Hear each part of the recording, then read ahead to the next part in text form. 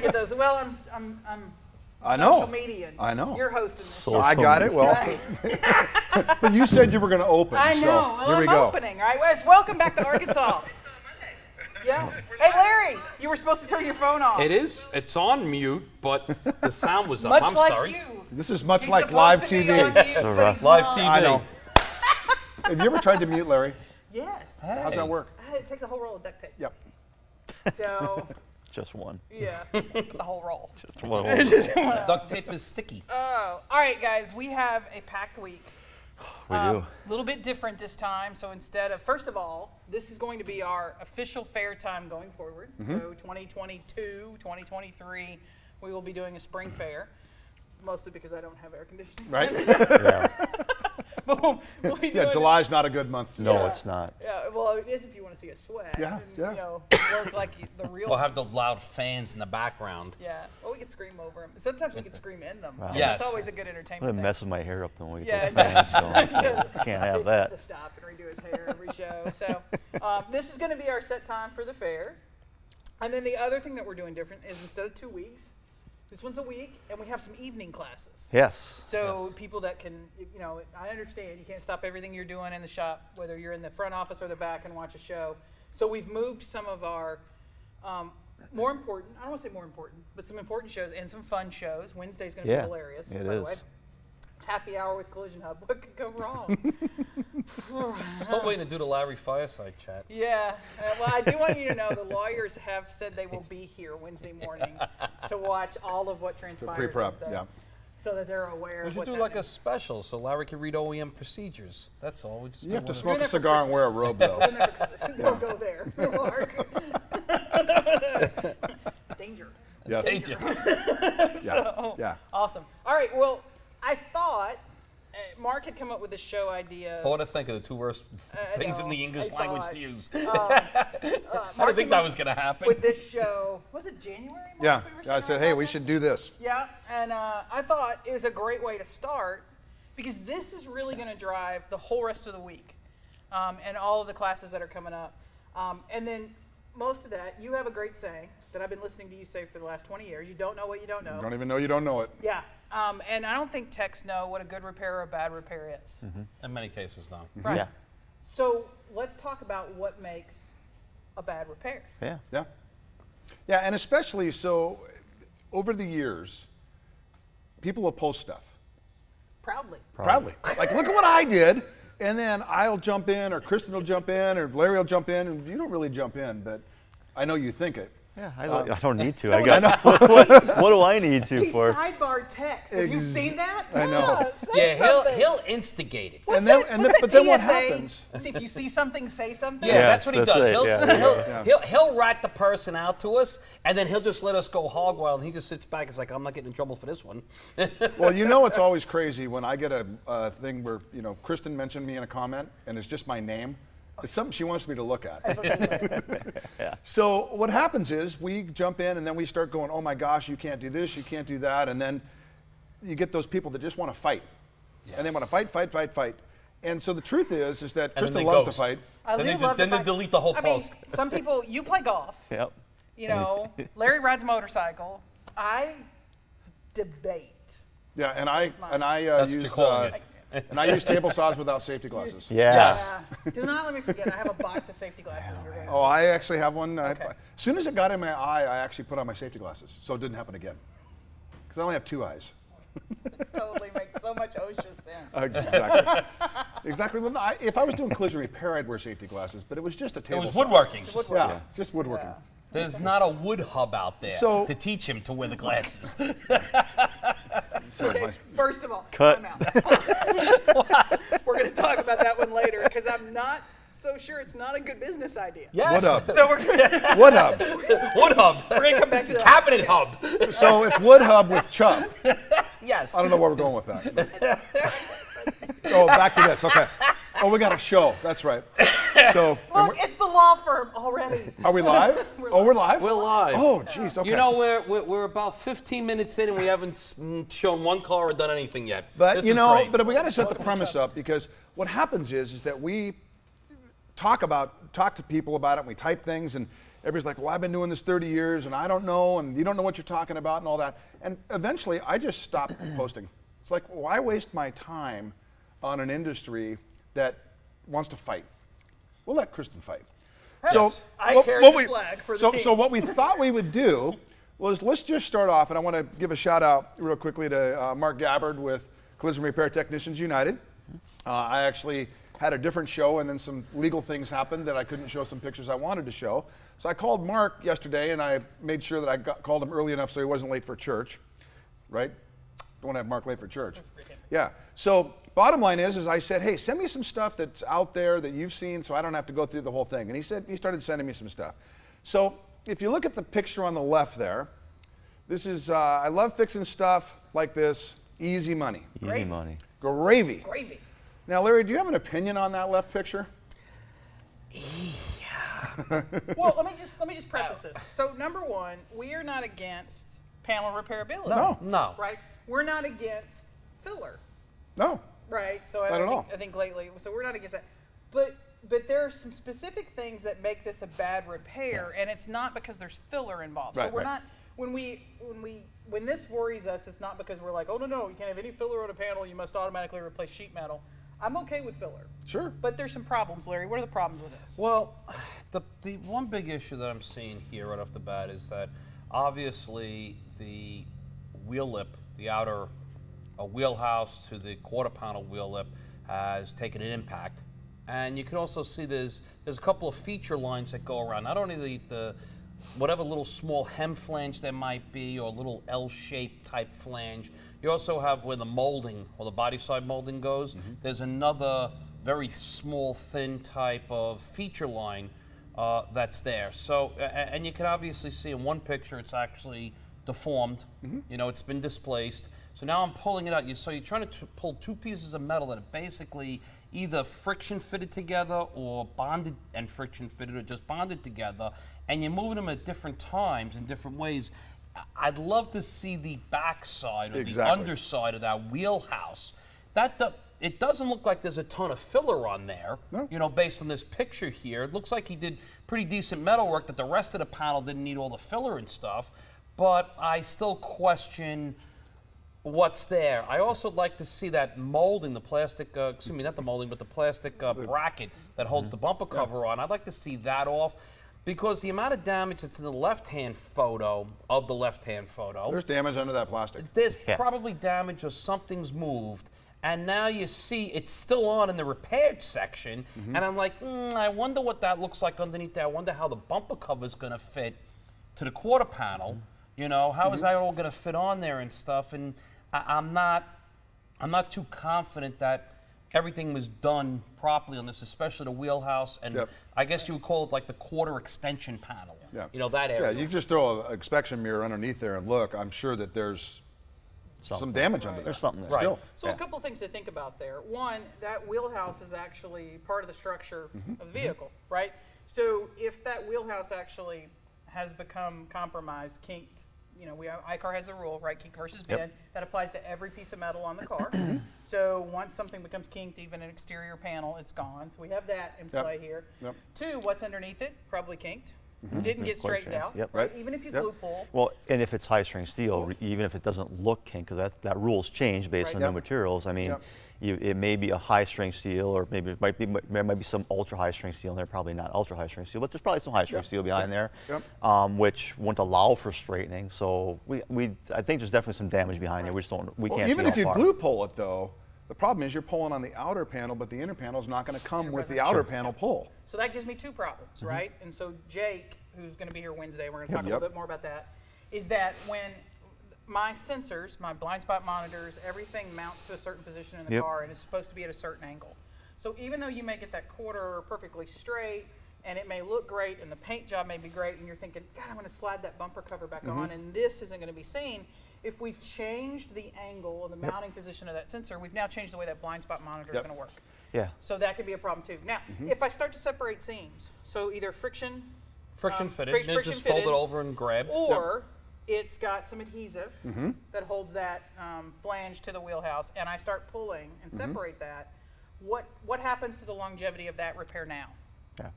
Well, you could have a split end. You could get water. I mean, literally, if you have the outer wheelhouse and the back side of the inner quarter panel, and that's separated, water's going to get splashed up in there. Where does that water go? Inside the trunk area, or causes enough moisture to cause some mold or something. And keep in mind, a lot of the European vehicles, such as Mercedes-Benz, when they put the quarter on, it's just put together like this with seam sealer. It's not even bonding material, it's just seam sealer. So that gets separated. You're going to have a hard time with those two panels moving differently. And you're not going to be able to get up in there and re-seam seal it. And on top of that, well, you can't split the seam to get seam sealer in there. And the biggest problem with this is yeah, it looks good, but we just don't know. Yeah. Well, it looks good for about maybe 3 or 4 months, and then if I get Probably it back on a corrosion reinspection, because hotspot. here's what begins to happen. If you didn't use glue, if you did use some sort of heat, I get it. Yep. Christian, if we can weld panels on, then why can't we use heat in the repair? Well, true, that seems logical in your brain to process that, right? But now, because you've applied heat to that area for repair, whether through a stud system or whatever, you've burned through the eco, that black trace on the back where we say we want to see the back side of the panel. Yep. You've now completely eliminated that panel's corrosive protection properties. And you can't get back in there to treat it. And so now as that water begins to enter, in about 3-4 months, we start looking at it and see serious rust issues. Yep, and you can't fix that. You can't fix it once it's there. Now we're Now we cutting need it a out. quarter and an inner. Right. Period. So it's not that takes craftsmanship. I am impressed when I see people do metal shrinking and straightening or whatever. So it's not that other people lack the talent to do those things. It's just that these cars don't take that type of repair anymore. If you had a center section somewhere where you could get fully to the back side of the panel, Different conversation. sure. But and that's the bad part is love fixing stuff like that, easy money. The problem is that you can make it look good for now, but it's probably not going to last. And that's the bigger problem. That same type of repair maybe behind the taillight pocket to the quarter panel where it's all open and have access may not be a bad issue or a bad problem.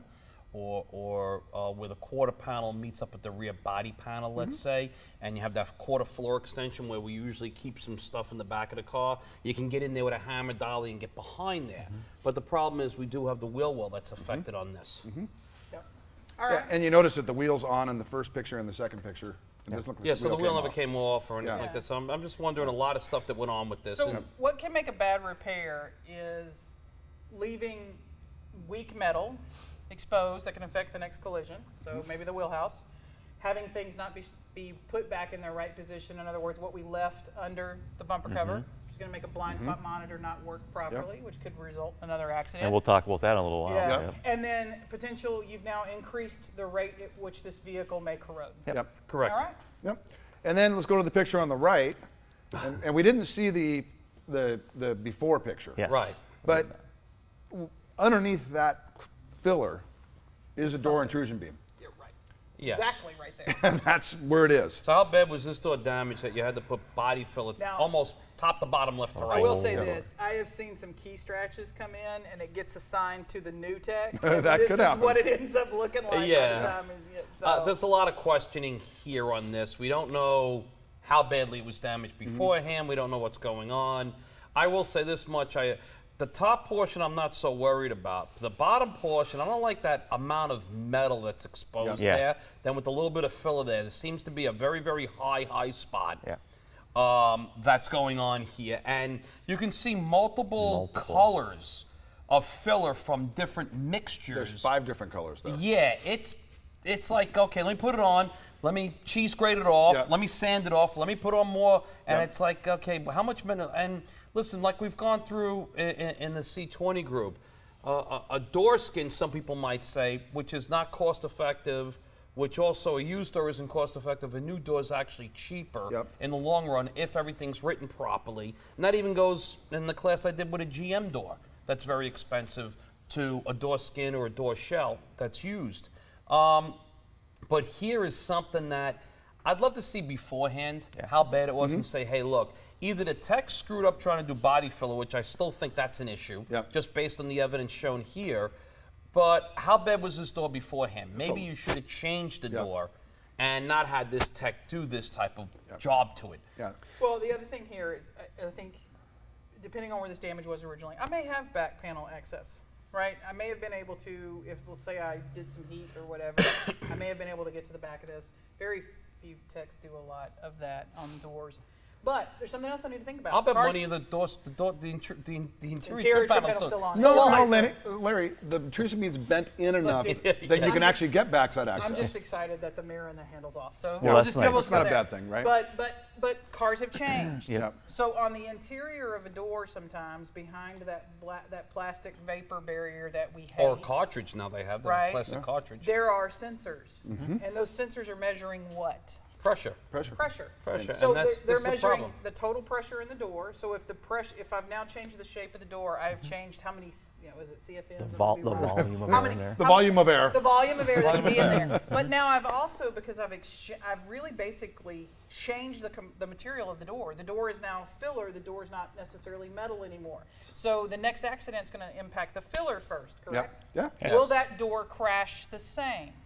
Well, the problem comes And in at is the that this time that Will we're the supposed side to. airbag? Yeah. this type of damage to this door, which we can anticipate what it kind of looked like because the amount of body filler on there. If this car has a pressure sensor in it, door opens and closes fine, but it's got big, huge inward deformity to it.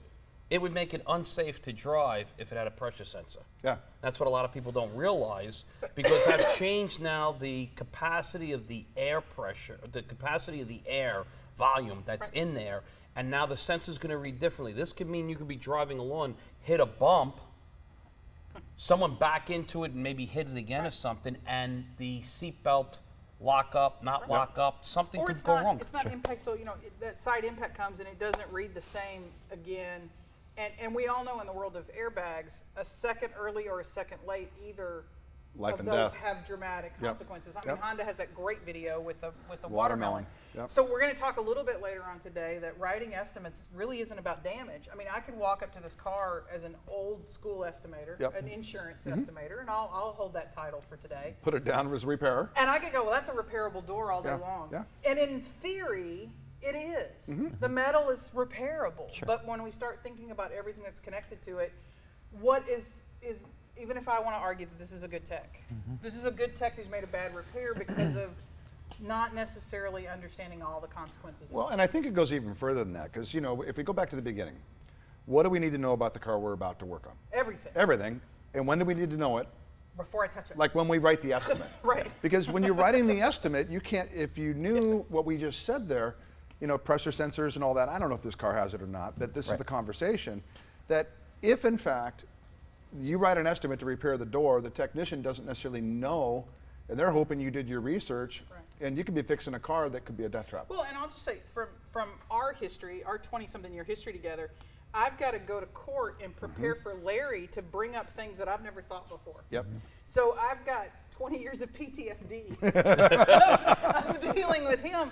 But you go in there, and a plaintiff attorney says, well, because you did this to a door, you're liable. And you go, well, Yeah. shit, I don't have a defense for that, Right. right? Yes. Yeah. And that's kind of like when we talk about the Aaron Clark article that we all kind of recently Yep. Right. shared. His experience was the same way. I give him a lot of Here's credit for sharing it too. yeah. He brought it up. Yeah. A great guy, great shop. They were above your average shop operation in that Indianapolis area, and it happened.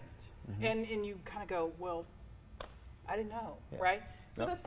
I think there's a different perspective. A tech gets on here and looks at this online and goes, that's a great repair. You Yep. can fix doors. I'm good at metal work and body work. Yep. And we're looking at it through the eyes of, I don't want that picture in a courtroom. No, and I that's have less of a problem with the guy on the left side photo with his body filler because it looks like there's really only like two different shades there. I have less problem with that one than I do with the one on the right. the one on the right. Well, we're also in an intrusion beam too. So Yeah, there's an intrusion beam. I mean, quarter panel generally is not structural with most OEMs. It's a secondary structural component. But the bigger issue I see here is that there is no intrusion beam. Yep. There should not be really any effect to the airbag timing or crash safety of the vehicle or taking that collision pulse around the occupant section. Yeah. This one here I question. Yeah. Well, and I think that's a great point, Larry, because now, whether what's the rear of the vehicle, the front of the vehicle, you've got that collision energy management, you've got some absorption in there. when you're talking about the side of the vehicle with the intrusion beam and the reinforcements and the airbag, there's not a whole lot of room between the passenger in this and the vehicle that's striking them. Whereas, so that makes me a little bit nervous when I see stuff on the side. Yep. I think back to a Ford Fusion study that they went that DP 1000 reinforcement that they had in there, with and without. They did a baseline, and then they did one with the DP 1000 in there to kind of show a difference in a small impact. And it was like a half or 2 inches, I think, difference on it. Well, 2 inches on the side of the vehicle is a huge amount versus 2 inches in the front of the vehicle. And so if we look at this, so the bottom line to this is that these pictures either get posted by somebody that says, look how great I am, or somebody else in the shop going, look at what a hack the guy next to me is. Those are my favorite. And either way, that's your shop. Yeah. Right. And, so just, the guy next to me is a hack. Well, okay, when the shop goes out of business, you don't have a job. Right. You killed somebody, or if you see something, say something. Right. I'm not big with rats, but that's the problem when somebody rats on there. So let's just go to this one. So this is a Infinity. It was repaired. The quarter panel was repaired. The bumper cover was repaired. It's an Infinity. It doesn't have blind spot. So the Nissan repaired the bumper cover. Didn't apply on this one. Okay. And the bumper cover didn't fit the quarter panel exactly. So, and they repaired the cover and they repaired the quarter. So we had a chance to go out and look at this one, and it didn't, and it was off by a little bit. And the customer was upset, blah, blah, blah, blah, blah. Well, taking off the interior trim panel, this is what we found. So I want to go back on two things here. One, I get asked all the time why I get PRIs, like every week. In fact, every show we do, somebody pulls up in the parking lot during the middle of it and asks for a post-repair inspection. It's going to happen this week. We get these because these are large, certified shops, right? Where the customer has gone back and the shop has told them there's nothing we can do, that it fits just perfectly, everything's fine. Yep. Yeah. And then they end up here. So it's not like they just, I just want to make that. Yeah. That's just very simple. This is the same situation. Yeah, and this customer was, particular. A lot of customers wouldn't even notice this, it's fine, away it goes. But in this case, so the bottom line is that if you see 3 ants in your kitchen, you're probably going to be, oh my God, I got an ant problem. Right. But if you don't see any ants, you don't think you have an ant problem. Right. This is the same kind of thing. One little thing, when you start looking, it gets big. And we're going to show one of those here in a minute. Well, go back to that picture for 1 second here. This is my biggest question. This is like what I talked about before, closer to the taillight pocket. Yep. You can repair, you can get hammer and dolly, I said. Yep. And you notice they didn't do corrosion protection on the backside. Right. They didn't straighten everything. I just, for the life of me, and post it on the, the page here, we can answer it later. I can't see why you didn't use hammer and dolly. Why are you welding pins onto this when you have panel backside access? when all you had to do is just put your hand in there and just do a tap back and forth. I mean, what are you welding pins on? Because the shop bought a tool that was on the list of equipment they had to have to meet a certain certification. And this just goes to show you don't know what you're doing. And this is almost as barbaric, not as barbaric because it's a little bit cleaner, as drilling holes back in the day when you had access to both sides and slap hammering it out. And had all the body full go through that. And the bottom line to it is that, in all fairness, 95% of the shops are going to do it exactly this way. Well, there's 2 things going on here, and it's kind of an eroding integrity. And I'm going to say both sides of this fence. So on the insurance side, they haven't done a real good job of training adjusters the way they should be trained / estimators. I don't think anybody teaches really an ethics class anymore, because we have this new opinion on both sides of the fence, shop and insurance, that if you can't see it, it doesn't matter. That your job is to repair the shell, so to speak, and make it pretty, right, and just do enough to get by. So a lot of these re-inspections we have are because stuff that they thought the customer would never see or look at or take the trim down or do anything is never repaired properly. There's this desire to rush the car through and just do enough to get it to paint. And then the consequences of that, like Larry said, those exterior panels aren't what makes a customer live, breathe, and die. No, that's not going to kill anybody. That, left unrepaired and still damaged, isn't going to crash the same. Exactly. Now, to say, if we go back to Texas, come on, Kristen, how could you really blame the shop? They got hit head on by a Tundra doing 75 miles an hour in the rain in Dallas. You're right. Yeah. But because the car wasn't repaired exactly the way it should have been, the possibility that the injuries were exaggerated because of the bad repair left the shop liable. And that's exactly. And then you got to remember, 12 people on a jury are going to see it that way. And want to blame somebody. Yep, Yeah. exactly. I mean, everybody on a jury, when someone is hurt, wants to blame somebody. So this is another one that got posted. And by the way, we got about 150 slides here, and we've already spent, half an hour Yeah, on but we're having 4. fun. Yeah. We got the whole week. I mean, I'm having a good So, time. We got the whole week. and we aren't going to post who this is, but somebody said, almost ripped my finger off. Hoodie and grinder didn't go well together. I know a rookie mistake. Okay, fine. I got it that your grinder wrapped up your hoodie. Accidents happen. Okay, right? accidents happen. But wait a minute, you got an OSHA violation there with the grinder because you're not in compliance with B7.1 because you don't have a guard on it. That's the first problem. Then, oh my God, look at that car. Yeah. I don't want to look at that. I really don't. I mean, besides the OSHA in me or not only say the OSHA, but the shop person in me who has to pay the workers' comp insurance. Yeah. And premium is worried about what I'm seeing. Yeah. But There's a lot going on here. There's a lot going on there, and this is stuff that just gets posted. Right. So we had a question that came in, and basically, do you bench every car that has a 3-hour dent? It would No. it depends on the OEM, depends on where the damage is and the significance of the damage. Yeah.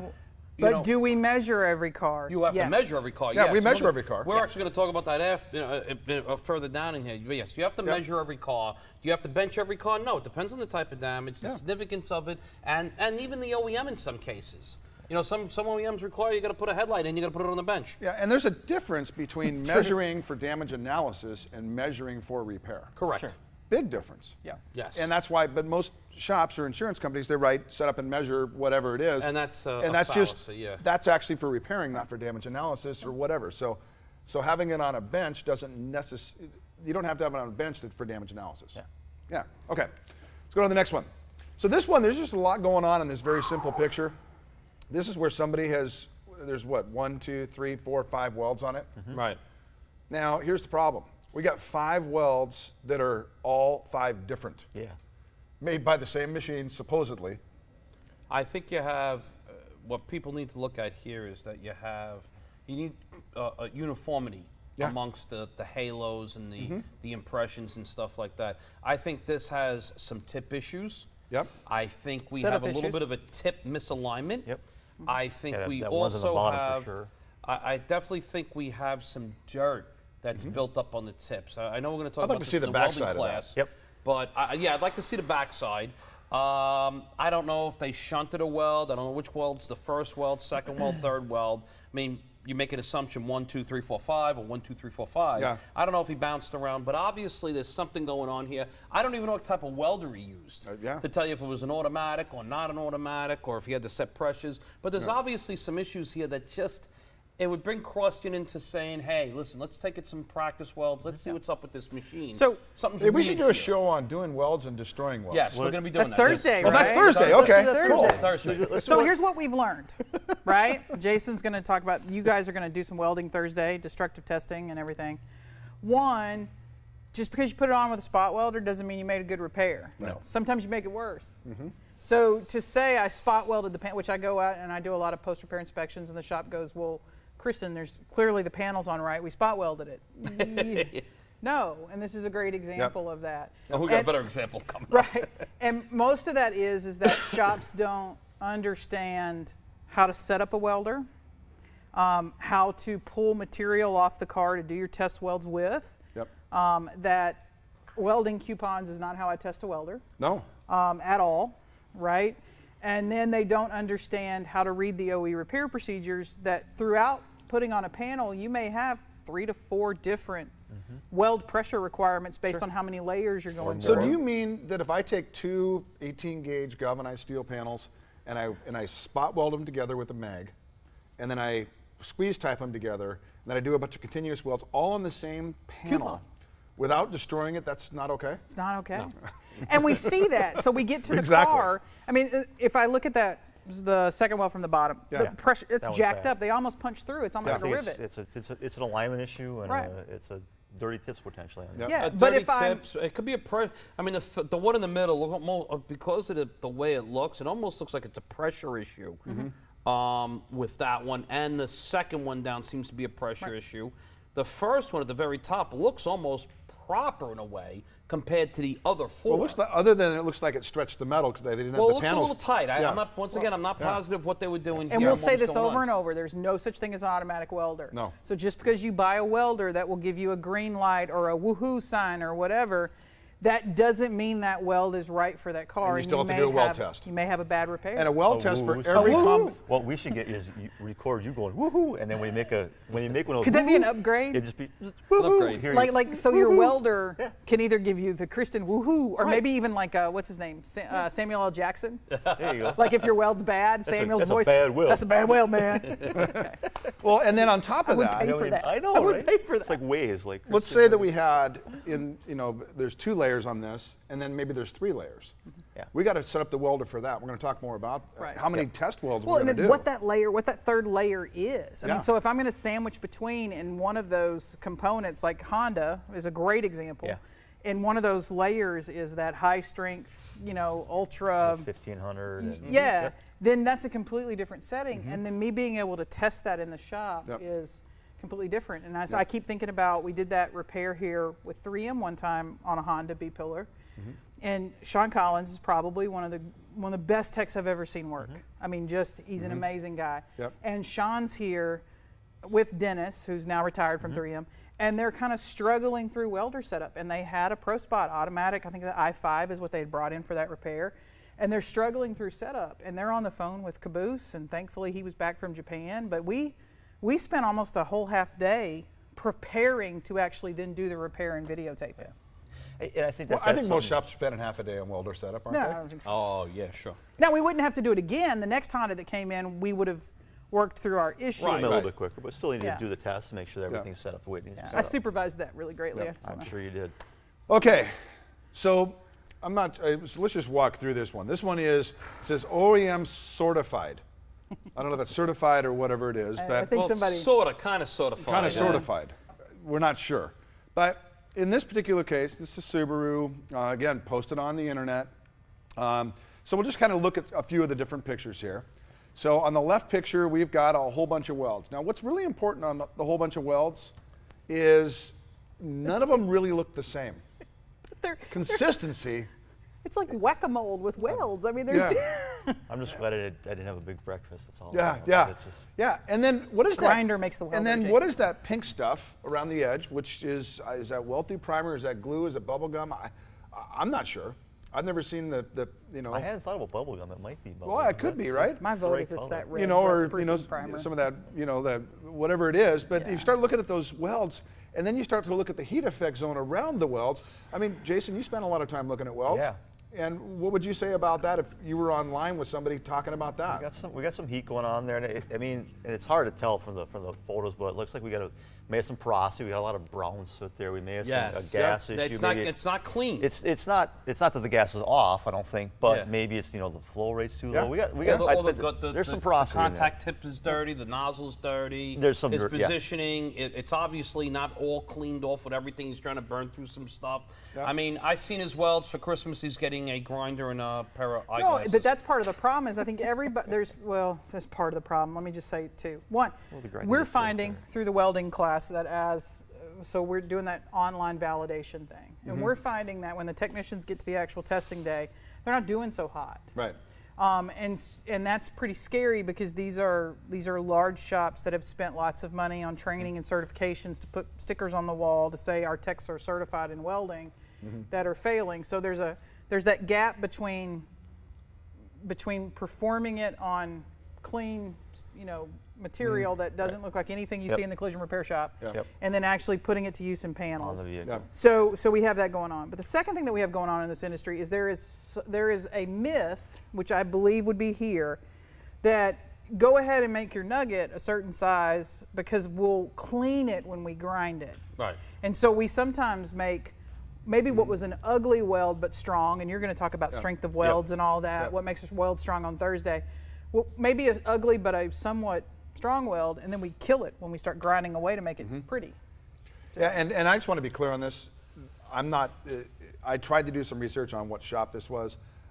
I'm not convinced this is actually a certified OEM shop. Sure. But that's what they put. Well, he's certified. Well, Yeah. but even if something's not an OEM certified shop, a lot of these shops think they're doing an OEM no, certified I don't. repair. But I don't want to pick on DRP because this isn't about DRP. Right, no. But to be on a DRP, the insurers, to their credit, I know Larry's going to punch me now, right? That's why Jason's between you. Right. Put rules in place that are supposed to mean that the shops are repairing cars correctly, and some of that is that the shops have to have a certain amount of training, as do their technicians, and that they receive some certification to be allowed to be on the program. Yeah. And then at least on this one, they didn't like cut it off in the middle and overlap it like that other one. Yeah. So, right. I mean, Well, and Okay. again on that one too, I mean, you can see that there's some level of welding skill there Yeah, and ability. yeah. It's just not. He needs some Right training. there. It's He just not obviously needs some fine-tuned, training, right. and there's some issues there. We've seen But a not lot on a worse. customer's car. We Correct. don't learn on a customer's car. You so learn it's the just another practice. shot, same thing. You know, you kind of get the global idea. And then you paint it and it looks okay. Which exactly, by the time I dress the welds, I'm thinking I've done a great repair. I mean, there's care here. There's the additional masking. There's matching OEM color. There's a lot of things here that are good, but the slide before is what's bad. And it doesn't matter that I grind it down, The clean it up, customer's and never paint going to it. see that. Right. Right. And then We do, though. Until the next impact, And the amount or of we do. heat you've reapplied to the panel Yeah. by grinding it for such a long time too. Exactly. That's why a resistance welder comes in handy, because there's no grinding involved, so you're not applying more heat. And, We have there's not as much heat going on. We have another question. Okay. Do you need to weld test before every single weld because the metal changes thickness throughout the panel? Yes. Well, Every I- different combination of Combination, yes. combination. So if you've got a mild steel, high strength, and mild 3-layer, that's one weld test.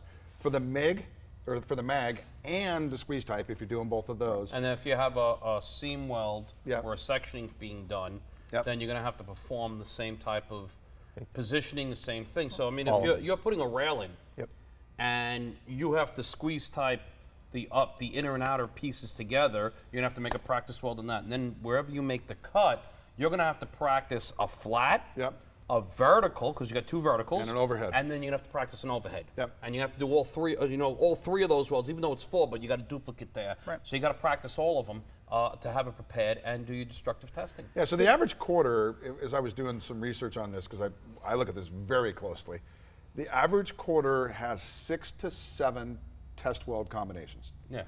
Not just one on a 18 gauge, coupon. It's steel from the car, 6 to 7 different test welds. And that's so the answer to the question is you will find that information in the OE repair procedures.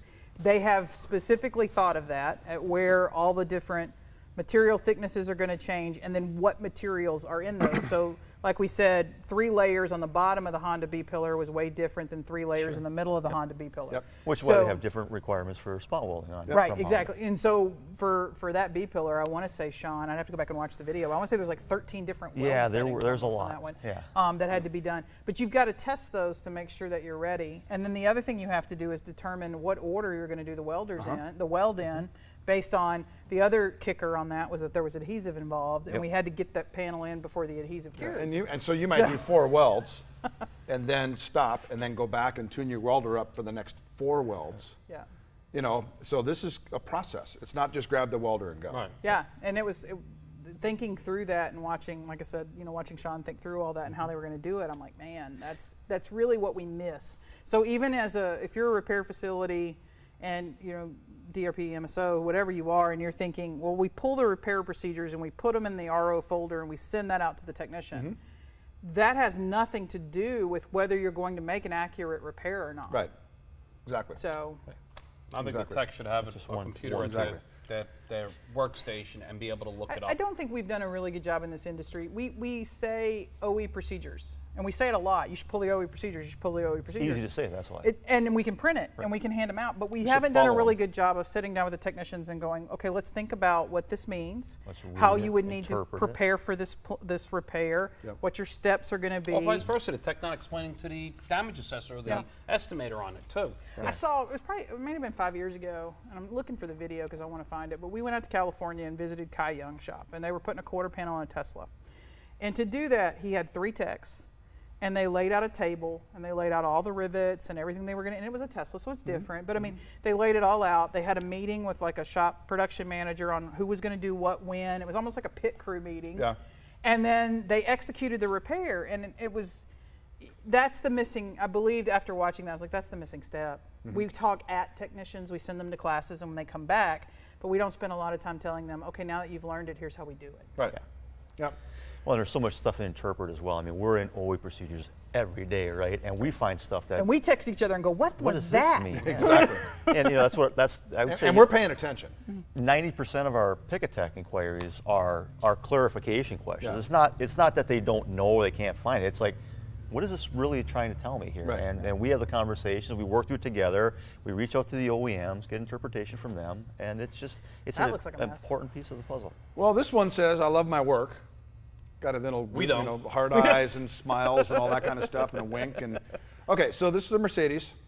So let's just kind of walk through it. It's European. We finally put So, a European it's in European. there. Larry, do you have an opinion Yeah. on how this quarter panel was cut off? And well, That's, first of all, should this one be on a bench? Yes, it has to be on the bench, and that's a funny But looking. not a rocker clamp bench. Yeah, no, this is a funny looking jig bench. Carolina that's approved now, or select bench. I don't, it must be the new mini version that sits all the way underneath that we can't see it. It's just, this is just really, really not a good thing here. Yeah, well, let's that's go back. going on. Remember, this guy loves his work. Yes, he loves his work. Okay, so let's just kind of walk through it. If you look on the left-hand picture, it's the same as the right-hand picture. Right-hand picture is a little closer up, though, to show how, when the car was taken apart, he destroyed the inner,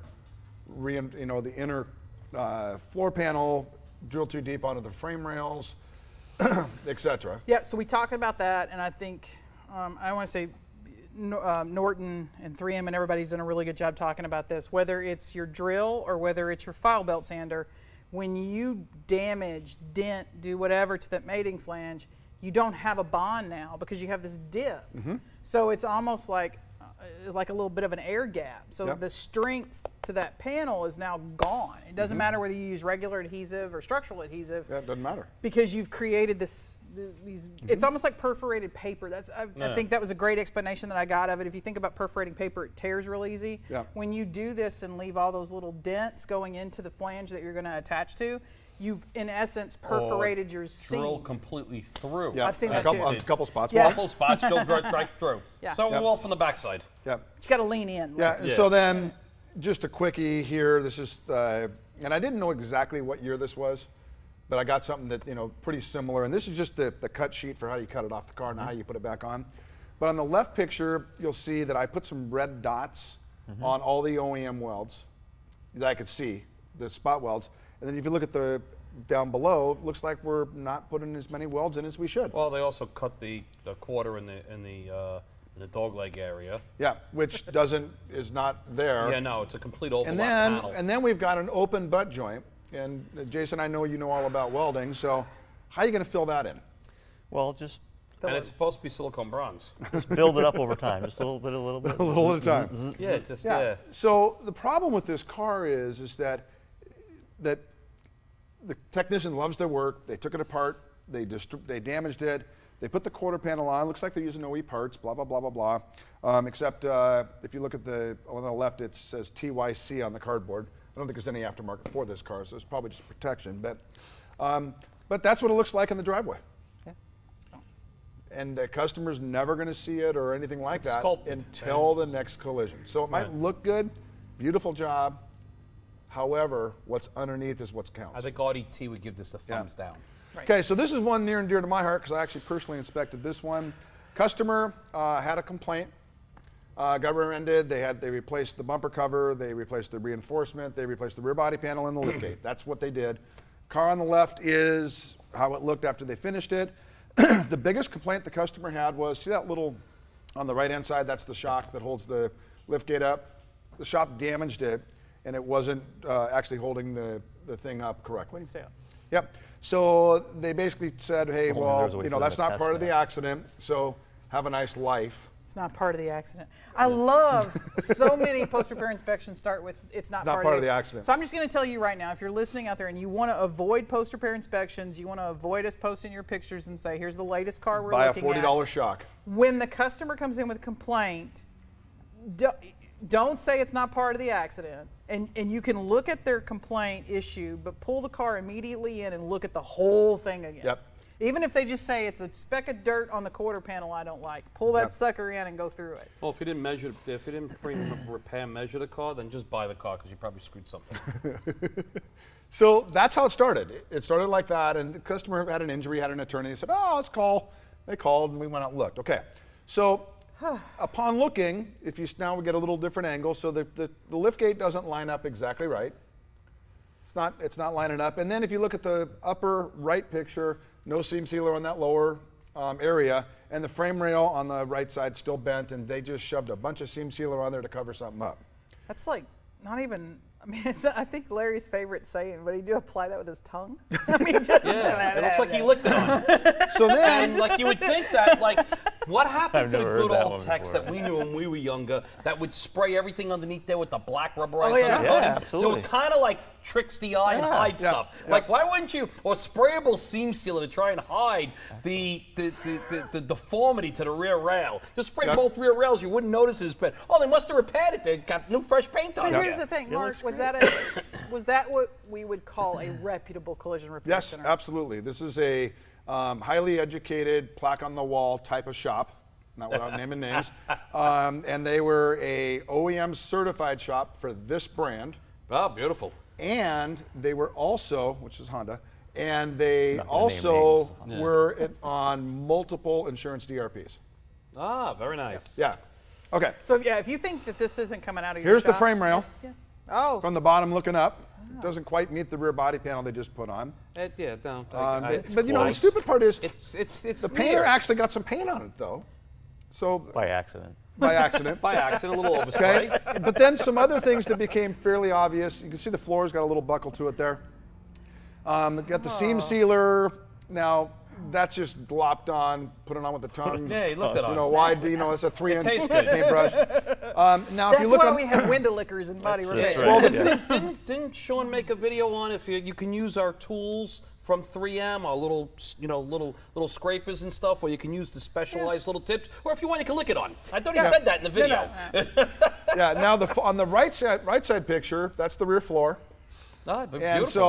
so the right side But paint Mark, on if the you put floor the is interior OEM trim Eco. panels in, you don't see any of this. Who's going to get under their car? Well, who's no, getting under that no, car? this is inside the trunk. I had to lift up the carpet. Right, but But you who notice lifts up that the carpet? they painted the floor that's supposed to be OEM Eco color the same color as the outside, so that becomes fairly obvious there real quick.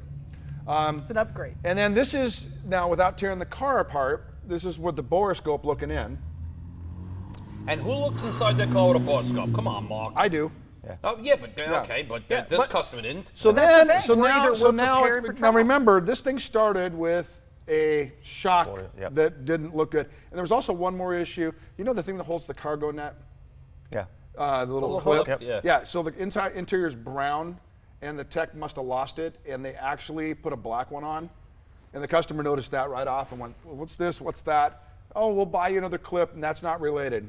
That's what started this whole thing, okay? And that's what starts almost Every every time. single PRI is the bumper's just misaligned, Yep. the door opens and closes funny, or this piece of plastic trim thing's missing, or it's the wrong color. Yeah, now, remember I said about the ants in the kitchen? Yep. This is the ant in the That's kitchen. an ant in the kitchen. You see an ant, there's going to be more.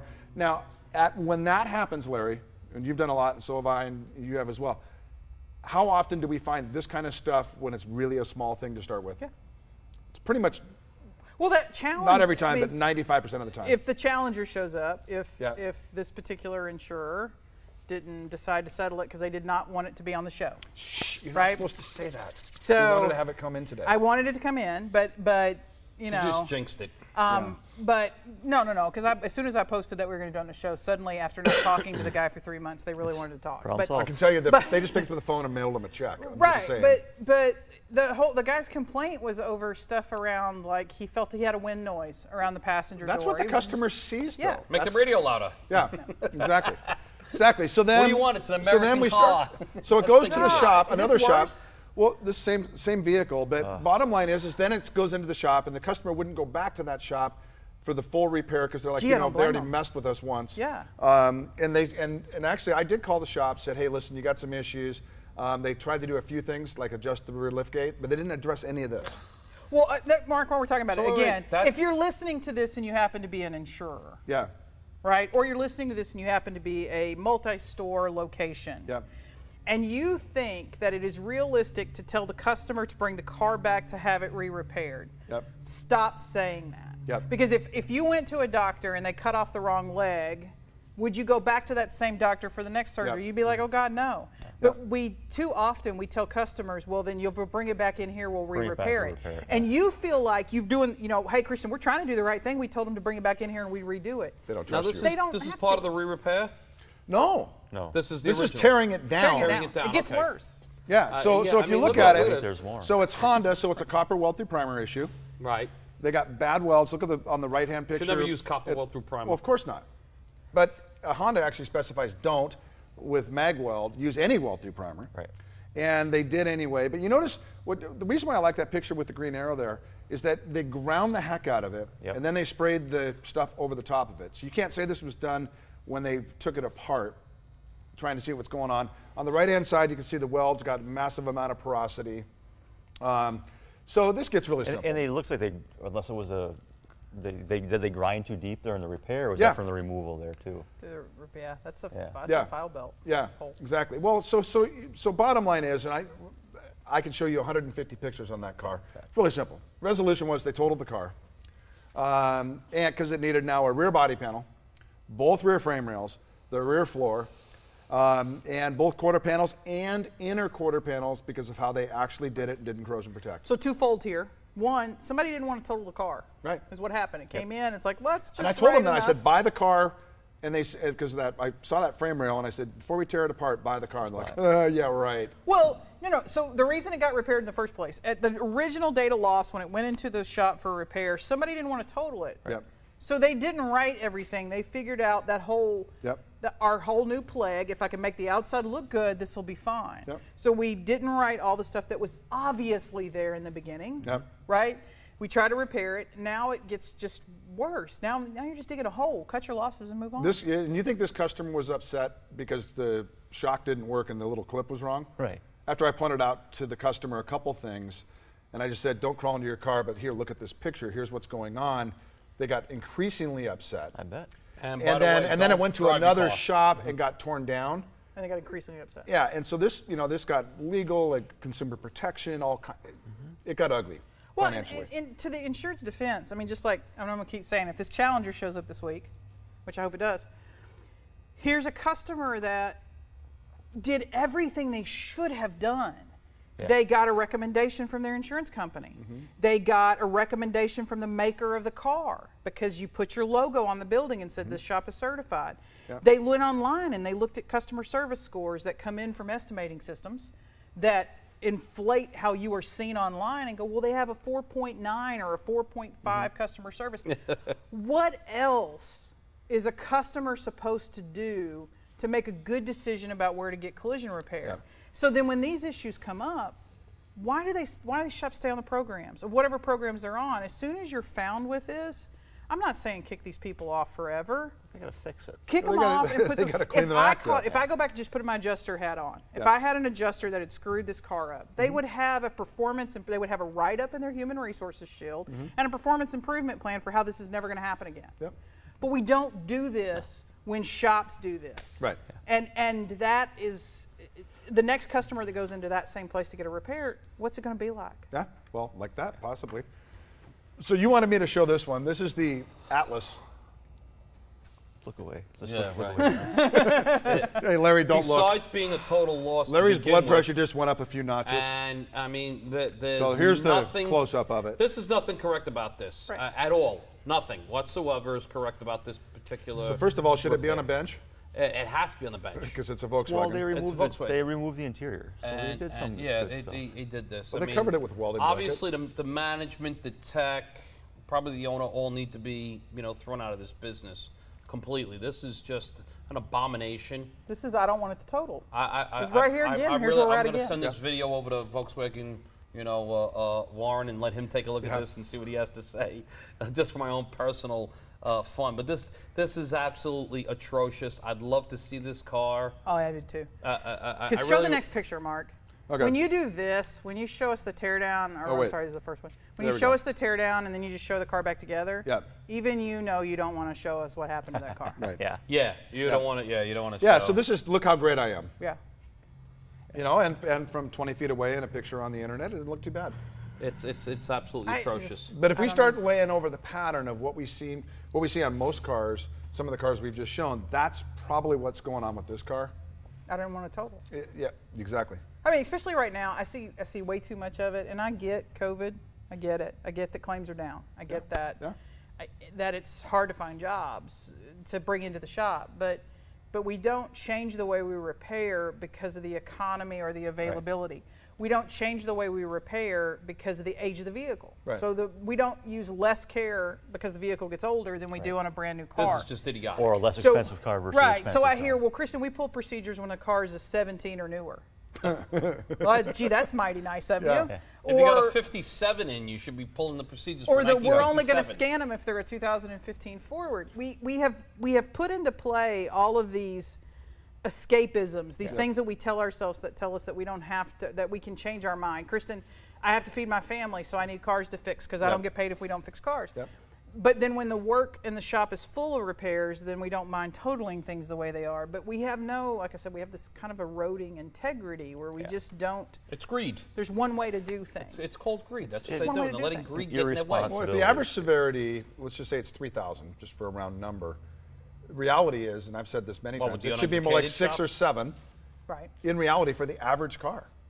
So, yeah. But we're, as an industry, sitting there at 332, whatever it is, and it's not possible to fix all those cars the right way. Either the shop's losing money, they're doing it for free, or they're cutting corners. Yeah. There's There's really way no it other goes. way around it. And I totally, if I go back and I put that hat on, I understand severity and I understand the role that it plays in everything that we do. And I understand that when severity is high, it affects so many things downstream. But I don't want to see that car roll over. No. No. So, I don't want to see it get rear-ended. That's the Atlas? Atlas, SUV? yeah. That's the It's Atlas, a great SUV. Yeah. Whoever owns that, I guarantee you has a car seat in there somewhere. I don't see too many Atlas owners that Yeah. aren't It's- parents. Right. I think that's a great point. This is definitely a death trap. I really wish I could get a hold of this customer and see this car and go over it. And it's just, it's an abomination. It really is. It's embarrassing. Well, unfortunately, the shop would buy the car and make it their rental car. Well, I mean that happens Yeah. on. I mean, Yeah. I always tell people if I ever decided to start naming names of all the PRIs and everything that we've done, it would blow everybody's mind. But truthfully, buying the car right now, with the used car market the way it is, Yeah. you buy it from the customer, they put it out Make and sell money it on in, Yep. in 24 hours. Still and- winds up back on the road. Yeah. Yes.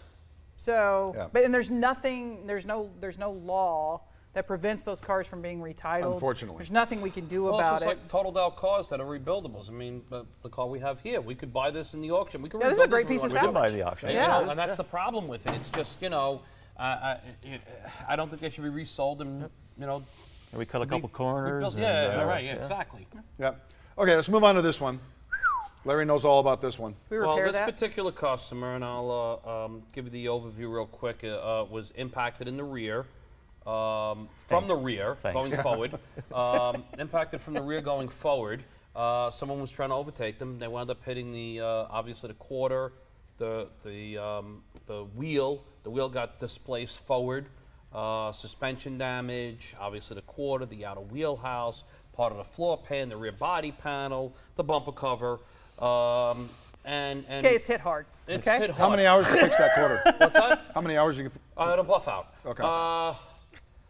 So obviously here, this is a definitive candidate that you have to pre-measure because we're going to definitive total loss. We would, That's- well, yeah, it's a total loss, but you have to anticipate there's going to be some sort of suspension damage Yeah, or some sort of movement because Isn't of that the thing? how bad that wheel's pushed forward. I was gonna say, yeah, maybe something's been in So there. it went to Maybe. the customer called up, listened to their insurance company. This happens to be a DRP. They went to a DRP.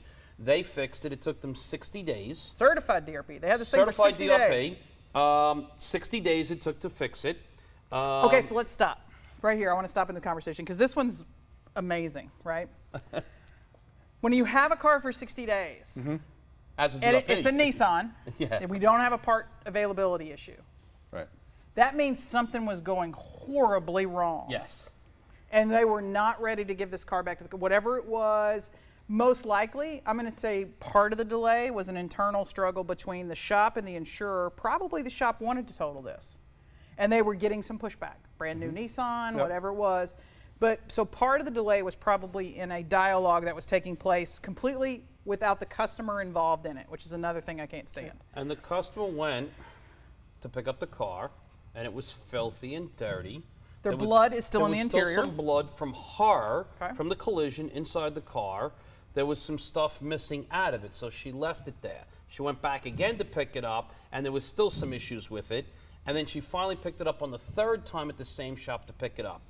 It was so bad. This is from the initial repair. Once again, not on a bench, completely cut apart. So what we do appreciate is their documentation of their repair process, because that helps Yes. the lawsuit. Yeah. Right? I love the air. My favorite is the airbag that's hanging, that's supposed to be carried like this, kind of draped a little bit or carried with two people so it doesn't bend. You don't tear or rip any of that paper covering around it, but we'll just let that hang. Right. Because, you know, this is the kind of slop work that we do. So to summarize, she went back twice and wasn't happy and asked them to redo it. They still couldn't get it right. Third time she picks it up and immediately drives it for reinspection. Yep. And then, you know, the other part of it is, and we talk about bulletproof file, when you take massive pictures of everything, Thank you. that just builds the case. Yeah, it's a bulletproof file. That's a bulletproof file, but the problem other is way. For it's me, going it's a bulletproof file for me. It's Yeah. well. The bottom line is you want to use that to protect you, but you got to do it right. If you're documenting you're doing it wrong, it's going to go against you. So those two got to kind of rise together. Right. Right. Got to fix it right and document. And that's, you I did mean, it right. we do some, Larry and I do some what we like to call deposition training. So pre-trial, if you're going to have a file come back and haunt you, what's one of the things? So one, I'm definitely going to look at this file, and I'm going to want to have everything that you kept and uploaded and sent in for whatever insurance, rental car purposes. If something comes for up, whatever you're you going to did. say, "Send me your file, everything." But when it comes time for discovery, I'm going to ask for every other Nissan that you had fixed, because I'm going to, even if the photos aren't there that I want, I'm going to try to establish a pattern of how you repair vehicles. So I'm looking at all of your documentation across a variety of things. If I can get it through, some judges don't allow the discovery, Right. and they say no, and some do, right? So just, that's the way it works. Got to give them a basis for it. So obviously we've got a structural repair, not on a bench, and then on top of that you've got a jack stand under the rocker panel. Yeah. We're not weighted, so And we this got all is kinds of issues my on other this new car. favorite thing that's happening out of the shops is that I can have a $12,000 to $15,000 impact, and so Robert Greavy and Nyland's talked about this, and I have measure vehicle, tram gauge, 1 hour. Right. But you can't do it with a trim gauge. Right. So I have OE certified shops that have to prove that they have three-dimensional measuring equipment, not only for the OE certification, but for the insurers under the DRP programs. But now we've started writing tram measure vehicles. Yep. Sweet. So Larry, tell us about this part. Well, go back to the picture for Oh, 1 sorry. second. Okay. Down at the bottom, you look at the rocker. The inner rocker reinforcement, which is an ultra high strength boron alloyed steel, they cut it to get access to get the wheelhouse out, the inner and outer Right here? wheelhouse. Yeah, right down there in that area. And now you go to the next picture, you can see it here. And they wound up drilling it off, cutting it open, just slicing wherever they felt like it. Well, wait a minute. I took an ICAR class in 1995, and they said you can R&I a structural part. At That's one what it time, said. yes. 20 years ago. You could. Yeah. There's a lot of stuff. 25 years ago. Yeah, 25 years ago. I mean, look, clipping cars at one point was a little bit of an acceptable practice. Yep. GM even had repair procedures on it for Yeah. clipping a car, rolling I it. remember was teaching mild ICAR, steel. and Mild steel. It's just I remember teaching ICAR and teaching that. But if you've been a body man for 30 years, That was the education you got 30 years ago. Okay, so Larry, you're going to have to analyze a little stuff here for us. Okay, All so right, a couple so measuring. did we Although- cover that they welded that part back on? Oh, yeah, Yeah. I said Okay. that, yes. I just, Yeah, I that just part went I back You on. were paying attention to me. No, no, I still try to an soak access that in. window. That you cut and then you, wow. weld- Doesn't that back on. remind you of that BMW that Arthur fixed? Yes. Yes. Cut the rail off, hammered it out, and put it back on. But Arthur's a master technician compared to that clown that did that job. Yeah. So, okay, on the left, now this is my pet peeve. This is what I post on Facebook a lot when I say in the Larry Live videos and the Larry rants and stuff like that. Here is this certified, or slopified, I'm going to call it, slopified, multiple slaughterhouse See if the place lawyers are texting right that now. They're still mad at the start. decided to measure the car, and look at this abomination of the measurements. Now, anyone who knows anything about Carolina, look at their 4 measuring points. I love the ones on the left-hand side where the car's actually damaged. So they take a damage point, and they also put the other point close to it. So it's not the normal 4 measuring sections, and that's all they measured. Nothing in the front, nothing in the rear. These idiots actually took this picture and actually said, we're going to document we measured the car because we charged the insurance company for it. And somebody at the insurance company goes, rubber stamp goes, okay, you measured it. No, you didn't. You didn't do shit there. Now look at the other one. You can see If you look right here, I know what this you're talking about right there is in the gray. Right. There's no numbers. Now here's the one on the right-hand side is the actual measurements done at the PRI shop that started the investigation. After 3 repair attempts. After 3 repair attempts. Yeah, re-repair. No, so we do get to a re-repair. So Yeah, eventually 2 re-repairs. she picks it up on the 3rd time. Mm-hmm. Still not happy, drives to another facility and says, This is what it is. here's how bad my car is. That facility agrees. That facility involves the regional manager for this repair facility and the manager for the insurer. They come out and they have seen all of this, right? And so at no point do they go, oh my God, we kept this woman's car for 60 days to begin with. And then another 30 We on top drug of this it. out. We didn't do what we should have done twice when she brought it back to us. Now she's over here. They don't pull the cable and go, it's total loss, cut our losses and move on. Right. Which they should have done. They decide they're going to re-repair, and they tell her it's got to go back to that, but not the same one. Look, it's got to stay in our network of shops, but you don't have to go back to that exact same location. We'll let you go to another location and get And a they cut the re-repair. quarter off and put another one on. Perfect. Yeah. But left the blood. But still did nothing with the suspension But components. they left the blood in the car. And left the blood in the car. Now this is part of my favorite So thing this is here. when we get it Yeah, this after This is when a Chubb shop it's been gets it. re-repaired twice now. Right. Yes, this is when 2 a Chubb quarters shop been installed gets on it. this car. They do what we've trained them to do, and he measures everything. Notice the yellow, which is the 4 the 4 outer ones are the right measuring spots. The 5th one is to get your center line struck the proper way. So he measures the entire car, front to rear. He measures the car. All right. Notice the rear now. The blue arrows there are pointing to point 26 and 27, which is where the blind spot monitor sits that she's been having issues with. Even though it's only off by 1 or 2 millimeters, it's giving her an issue on the screen. Now also, this goes back to this is the stupidity that goes on in this industry that really aggravates the hell out of me. This car here, with almost no miles on it, brand new car, the tires are wearing funny. And she was told, oh, that's not part of the accident. You had the car longer, repairing it for 90 days than she actually owned the car. And you're telling me that the brand new car, that it's a Nissan problem, not the accident problem, and the tire that's wearing is the back rear, the left rear tire that was impacted, and it's wearing, very, very, very, very weird, and actually scrubbing along and getting the inside eaten up. So this also comes into, you guys know what you're talking about. This car also went for multiple wheel alignments. Who passed it, I don't know, because it shouldn't take a wheel alignment. Now you look at the measurements here, and look at how far off the suspension mounting area, engine cradle is. So the bottom is suspension mounting. Yes. And the top is body. Well, no, this is all underneath. Okay. It's just showing you a side view and an underside view here. Okay. Left side and right side. And it's just showing you where the points are as an under view and then a side view to see where they're going.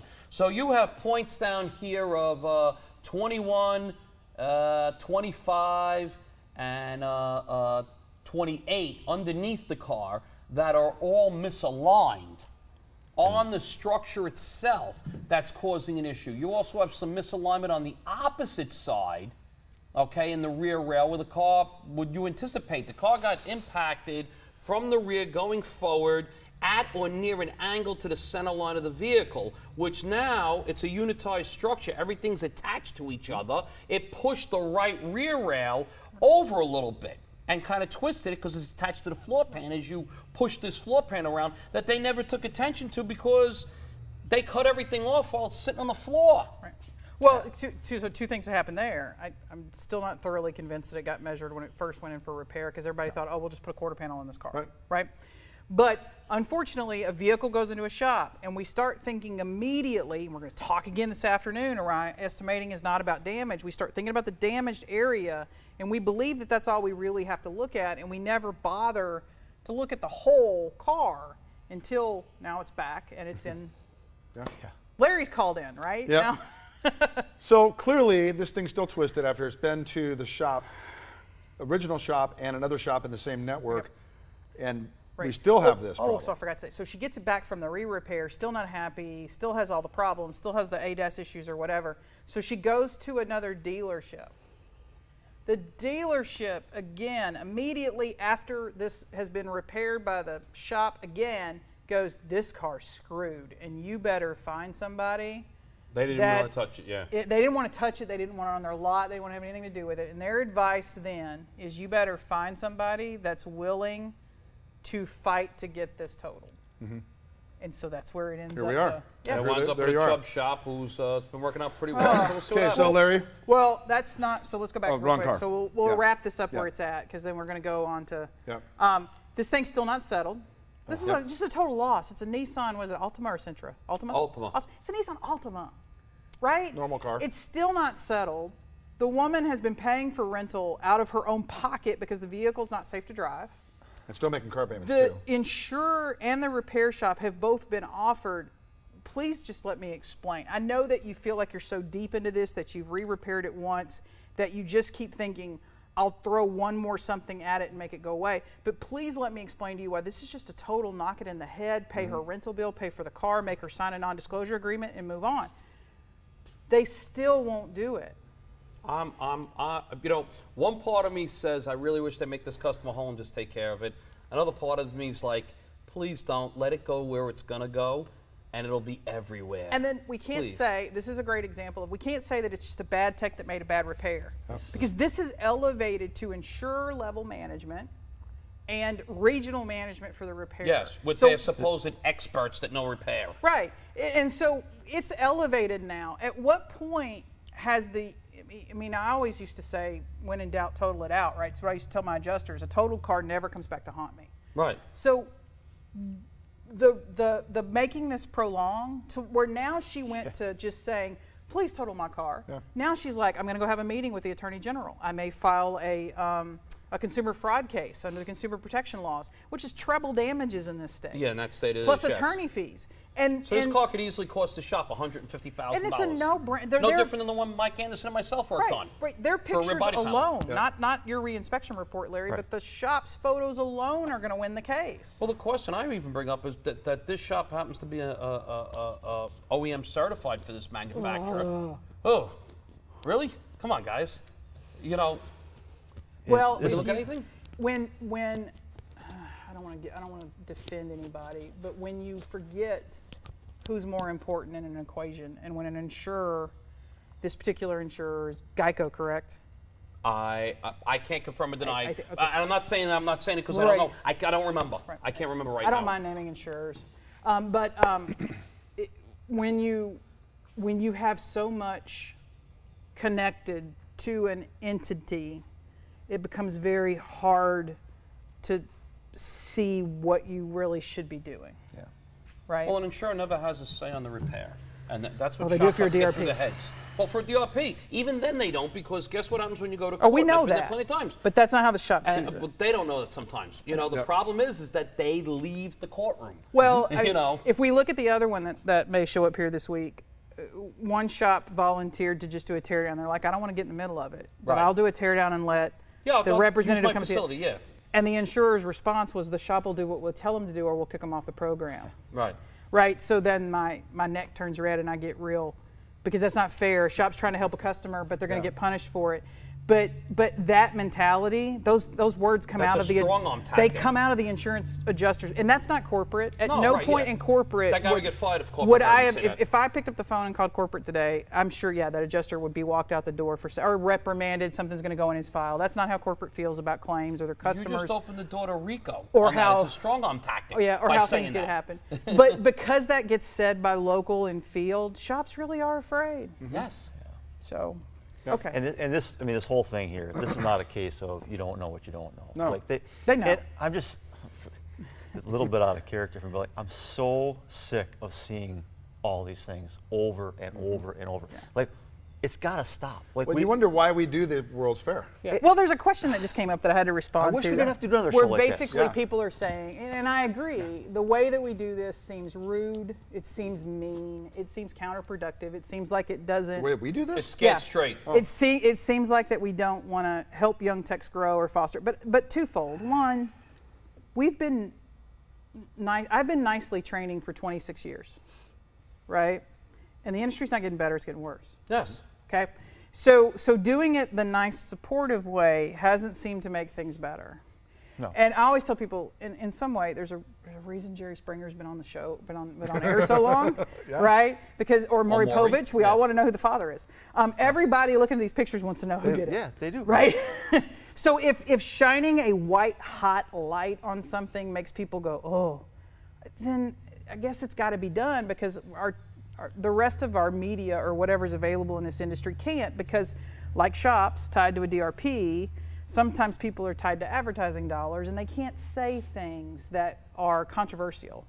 And well, Larry, we don't mind. We'll say anything. Go back to the other screen for 1 You're a second. not-for-profit And I got a company, question- Jerry? Right. I got a With this question one? for everybody out there who uses Carolina, and I know where this equipment is, and I know the distributor is a great distributor and does great training. So please explain to me, all the Carolina people out there and the guys who are complaining that we're maybe a little abusive and stuff, tell me how this guy on the left-hand side was even trained to measure this car, because it's not correct.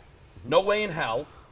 I guarantee you the QR is all over the place. If you don't know what QR is and you have a Carolina machine, shame on you. Go look it up and find it out. And then you notice on the other side, using the same equipment. It's not like we had different equipment. Guys using the same equipment. Look, we have a whole story of the car. And it says you didn't repair it properly. Yeah. Had this, this is the original photo, this is the photo of the original measurements before the car was repaired. Good, now I know it's damaged. This is afterwards. That's the scary part. Yeah. Yep. And look at the measurements beforehand. It tells me absolutely, positively nothing. That looks good. If I had that frame report on the right, I would be. And I'll just put. It's I'll put defective. It's not even the right centering points. My insurance hat. I'm going to go back to sitting in that big chair. I would be running right now to write this lady a check and get her out of this car, and that shop would be off my DRP program before the sun set today. I might put them back on if they came up with an improvement plan and they survived some audits or whatever, but that would infuriate me that I had exposed a customer. Customers in insurance are hard to come by, right? There's a commercial on TV every 10 minutes for 15% or a discount double check or whatever. So once you get a customer, man, they're hard to keep. And then now there's new players coming into the market, whether it's, was it Lemon Insurance or Yes, whatever okay, is now yeah. going to come into auto. A couple of new ones. With yeah. artificial intelligence, claims is changing. Having a field force and all the stuff that you used to have to be a national player in insurance, those barriers are gone. Yep. And my problem's There's not no only- way I would do this to a My customer. problem's not only the tech on this. My bigger problem is the foreman, which I know this particular organization runs with a foreman, and the estimator. Yeah. Because most likely the estimator is going to tell me the dumbest thing in the world and probably want to crack him in the mouth. claims. But the foreman also, you allow this to go on. And I guarantee you pull 40, 50 of these things, they're all going to be the same. Well, and their quality control forms I'm probably mad at pencil claims. whip too. Yeah. Everything's fine. I'm mad at claims because my agreement means that if I go out there and total that car, that shop has to. I turn around and look at the shop and go, pay me back, right? I feel like that everything shifted to where the insurer almost even sees the shop as like their client, and they have to take care of them and protect them, and no one's protecting the consumer. It's all like, how do I get out of this for the cheapest amount of money possible? Yeah. But I don't know. I'm mad at claims. Okay. So I think we go to this one first. No, go Let's go back. Go back to the Okay, first so one first. I think I screwed up the order on this. but- It's quite all right, because again, it's another bad weld, right? Right, just another bad weld that we looked at. That won't affect anything, will it? Yeah, right. Now, Here's the problem, Jason. I've got one right now where the shop and the insurance re-inspector don't believe that's a bad weld. right, and that's just one of many. Now this one's personal for me, because now this is a minivan that was rented in the Orlando area. Who rents minivans in the Orlando area? Families on vacation. Single on guys during the midlife crisis. Exactly. No. Yeah, right. Yeah, that's the first car I'm going for. No, don't give me the Mustang or the Vet. No, I want that minivan. And Probably a family. And I can tell you the family too. It was my family. Okay, so this is a vehicle that I rented that had, I got in the vehicle, I started driving down the highway, and if you go to the next screen and play the video. I don't know how to play the video from. Oh, hit it again. Hit what? This is actual footage. You can see the blind spot indicator is on there. The yellow thing. I'm going to move over to the left lane just to verify. There is no car to my left. I'm on the far left as I can go on this vehicle, or on this road. And on the right side, same thing. The blind spot indicator is on. And there's nothing there. And when I turned the vehicle on, and I didn't notice the first time I got in, right? That's not the first, I turned the vehicle on, I adjusted my mirrors and everything else. I didn't look at the dash, but the next time I got back in the car, it says blind spot inoperable. So fortunately, I was in the vehicle, right? Not just, Any old family. Any old family. We immediately knew something was wrong. You happened to be in the area with me, and a few of our Collision Hub clients Larry were in was the area. there too. Larry was there too. Larry made a video. So we started crawling around this thing, and that's when we found that well. So this vehicle's been involved in a collision, was repaired improperly. The blind spot system is clearly not working. Wait, but the blind spot monitor on the right-hand side was put on backwards. Yeah, that's right. Yeah. Yes, it was on backwards. How they did it, I don't know, because it's only 3 bolts, but they put it on backwards. They put it upside down and backwards. Right. So we brought this vehicle back to the rental car company. I showed the manager, whoever was on duty that day, like, crawl under this vehicle, look at this vehicle, take this thing out of service, it needs to get repaired. We had reached out to some other folks at a corporate level, never got a call back, never got any resolution. I got a call from my person in the area who runs You did? Northeast. That was because you made a video. I made a video, and she's like, "Oh, I can't believe it. You should be more concerned with the fact that you have families that could be killed in this car than the fact that I made a stupid video that you risked my life. Yeah. We're friends. This is the car you put me in. Right. This is the car you put a friend of mine in. No, it doesn't work like that. And it wasn't Now going to you're put getting you called in out. because you were riding with me that Yeah, week. I was So riding it with was you, so yeah. there. Now Larry's life is in jeopardy and my kid's life is in jeopardy in the same trip. I used to tell shops all the time, I don't really care what you would put your family in. Because I Yeah. always have a tech tell me, I repaired this car safe enough, I'd put my own family in it. Yeah. I don't care what you put your family in because you may not like your family. Yeah. I like mine. Yeah. So fix every car as if it's my family, and if something goes wrong, I'm going to be in control of So if I how don't it take comes care after of it, you. that's why they make seatbelts and airbags, so I can drive through your building. Yeah. Right into your office. Now you have a drive-through body But shop. a couple of things here, based on the brand of this rental car, so to keep in mind, an aftermarket scan tool would not have worked on this car. No. So it was brand new. Also, that particular OE has some Low secure miles. gateway features. Yeah, it was low So there was a lot of stuff that would work. And I think one of the things we're going to talk about Wednesday, Jake is coming back, and we've got a fantastic demo that I'm very excited to show, is that another thing that can make a repair bad. You can follow the OE instructions on welding the parts on. You can use the right seam sealer, you can do your test welds, you can do everything. And then when it's time to send the car home, if you connect the wrong tool or you don't connect the tool at all, it is a bad repair. Or you have that one of those universal aiming things that you're just going to try and force clear the code, Because we've and got get it done. examples of cars that you take that aftermarket scan tool, you hook it up, and it says this car is fine. Yes. You have calibrated it. There are no more lights. There are no more codes, and there are no lights on the dash. Printout saying that. Right. We take it around the block, bring it back in, put the OE scan tool on it, and the car is completely wrong. Yes. So, and that's what people forget. I know there's ads in magazines, and everybody wants to tell you that they have an OE equivalent target, or that their tool gets the OE data, that it can do all these things, and they can't. They're setting up shops, they got mobile guys, they got this, they got that. I'm waiting for a guy to have a drone that comes by and just does the measurements for you and recalibrates it with a drone. I'm going to stay at home and I'm going to use a drone because I can do it through Bluetooth. That would be kind Well, of it's just like yesterday. Could we do a drone that flies into a shop for a reinspection? Oh, we could do that. Okay. I didn't want me flying it, but Business I'll watch idea the number video. 2. Number 2, okay. Yeah, I'm not So- flying it either. Yeah. And then, the big concern is that people are continually posting, shop owners. So what should I buy for calibration? A tow truck to go back and forth to the dealer with. But we're hearing that, or just yesterday it was like, okay, what scan tools is everybody using? It's like, what do you mean what scan tool? It's the OEM. Freightliner. Well- Freightliner makes a great scanning tool. It's a tow truck. So you put it on the back and you tow it to the dealer. So here's the things that people don't think about, and that's what we're going to cover on Wednesday. And Jason has a great ADAS class that's in our LMS that you can think about it. No component of a vehicle anymore stands alone, specifically with ADAS, right? So ADAS may work with suspension and steering, it may work with cameras, it's going to work with sensors, which means the frame and the structure and all this. Aftermarket scan tools are designed for the mechanical industry for, transmissions and emissions and all that kind of stuff. So a lot of what is needed to do ADAS, which is what affects us, safety, what am I going to get sued for, sometimes is protected by secure gateways and other things, right? So tools can't get to all of it. They'll get to some of the modules, but not all of them. So we did that last time. Hey, the vehicle has 100 and something modules on it, but the aftermarket tool is only seeing 23 of those or whatever. But as a body shop, right?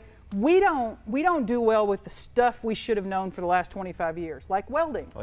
They still can't weld right. They still can't figure out how to use measuring systems. And we can't use a measuring system. So we don't do that very well. So now we're going to go into electronics and all these ridiculous things that needs aiming and stuff, and we still can't. So there are, still can't hammer and dolly a fender down out. And I will say this: there are some aftermarket tools, like for instance, let's say like Bosch is approved by, I know General Motors, obviously, because they're the Mitchell tool, and maybe I think Ford maybe as well.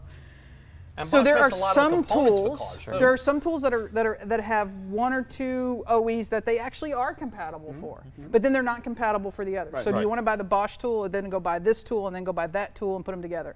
Becomes There very are some expensive. other tools that do well for vehicles that are 3 and 4 years older, but still not for every module. So we still test those cars and find out they're missing 2 or 3 modules. Well, what's in those modules? Hell, I don't know. Do you? And they don't put, there's not like a banner on these companies' websites that says, well, our car misses these 3 modules on Nissan's if you're cool with that, don't 2017 worry to about it. 18. So you don't know. And I'm not smart. I struggle to do the OE research for the sheet metal and the welding I have to do. Now I have to go dive deep and figure out which tool out there gets it done. And then what differences do targeting sizes make? Do they matter? Well, the OEs tell me they do. Yes. People that make the aftermarket scan stuff YouTube tells me. video said it was okay. They'll print this off. and Yeah, put it on they a tell me ladder. it doesn't. Yeah. Do I want to be the test guinea pig in a trial to say whether that was good there or not? I don't. I have other things to worry about, like welding, right? So I'm focusing on those. So what should you buy as a shop? You may want to do an OE pass-through tool. There's 3 companies available that do that, right? Choose one of the 3. I don't care. We like them all. We work with them all. You might actually need all 3 for certain things. It's just, and all of that's just an OE pass-through. It's just the connection of a wire that goes to the actual tool that you're supposed to be using. So you're getting the OE tool, but then you're also getting a technician, if you need them, Right. at the other end of the line to There's help. a little bit of diagnostic and help there. You can't know everything. No. We struggle to know what we're supposed to know as body repair technicians. We dang sure don't need to be getting in this. And I know it feels like it's a profit center. It feels good. It feels like, man, if I did all this in-house, look at all this money I could keep. And yes, it would lessen cycle time and you wouldn't have all of these expenses. If I was sitting back in the insurer seat, boy, that's a bill I don't want to pay either because, I mean, you add $800 to go to a dealer, that's almost 25% increase of average paid claim, right? Just boom, off the top, and you haven't even gotten to what the repair procedures are going to be yet. I would be worried about that too. But what I am more worried about is when these systems don't work, but we tried to find a quick workaround. That's what bothers me the most. I do believe our next massive kind of John Eagle situation is going to be over ADAS calibrations. Absolutely. Of course. Well, you look, there's a couple of companies out there, manufacturers, OEMs, that have autonomous cars. I won't say who, but they have an autonomous car and they've been running testing. And everyone flips out. I think there's been 5 accidents with them over the last 8 years with these autonomous cars. Which is not a big number. It's nothing. It's nothing. Well, a computer driving the car, it's really not that bad. But yes, they're trying to fix it and make it right. And I believe it's a lot of times the roadways, the signs, the stuff it's trying More to often. We had a suit get filed, and I want to say it was Utah, and it was a Tesla that was crashed and repaired and had ADAS issues. It settled. It didn't Well, make that was trial. repaired. That thing Some- disappeared off the Right. off real So quick. we I'm have talking- have a baseline for this is Yes. going to come to trial. I'm talking about these are factory cars, OEMs that are practicing and making them work. I'm not talking about a re-repair or a repaired car, which is an issue too. I remember that one. So, you have the OEMs that are trying to do this and trying to get that going the right way with all this ADAS stuff to get these cars driving themselves. And then we have this case here where you bring up it was repaired by a certified shop because you can get the parts. They plug in with an actual tool for them. They call it a toolbox. You plug in, and it goes back to the corporate Tesla to rescan everything. So all you're really doing is just pressing OK, OK. You really can't say I did anything wrong, because it's usually that. And something went wrong somewhere along the line. So here's part of the deal, If right? they did, if they actually plugged used it the in. toolbox. And this came up at CIC. So this is really fresh. An OE writes a position statement / that position statement supports the repair procedures that are buried deep in the repairs. It says use the OE tool. Sometimes it says use the OE tool, or you can use one of these certified. Or equivalent, right. That's it, right? Now, if you try to do anything different, you just basically put a big old target on your head for anything that goes wrong. So let's say if we think right now, we have 2 OEs that have catastrophic braking issues. Like NASTA is looking at this, Yes. right? So you're driving down the road, and for no reason whatsoever, the car just locks up at 55, 65 miles an hour. How we haven't had a major pileup and injury in these yet is still beyond me. happen.